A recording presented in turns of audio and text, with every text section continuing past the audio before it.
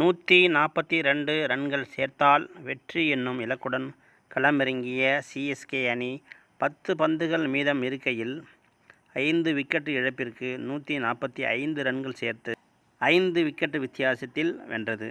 சென்னை சேப்பாக்கம் மைதானத்தில் சிஎஸ்கே அணி தனது 50வது வெற்றியை பதிவு செய்துள்ளது. சேப்பாக்கத்தில் தோனியின் கடைசி போட்டியாக இருக்கும். அதனால் அவர் இப்போதே ஓய்வை அறிவிக்க வாய்ப்புள்ளதாக நினைத்து ரசிகர்கள் பரபரப்புடன் இருந்தனர். 142 ரன்களை சேசிங் செய்த சிஎஸ்கே அணி 5 விக்கெட் இழந்த நிலையில் வெற்றி பெற்றது. தோனி பேட்டிங் ஆட வேண்டிய அவசியம் ஏற்படவில்லை. பிறகு சிஎஸ்கே வீரர்கள் மைதானத்தை சுற்றி வந்து ரசிகர்களுக்கு நன்றி கூறினார்கள். அத்துடன் தோனி ஒரு பை நிறைய டென்னிஸ் பந்துகளை எடுத்து வந்து ரசிகர்களை நோக்கி வீசினார்.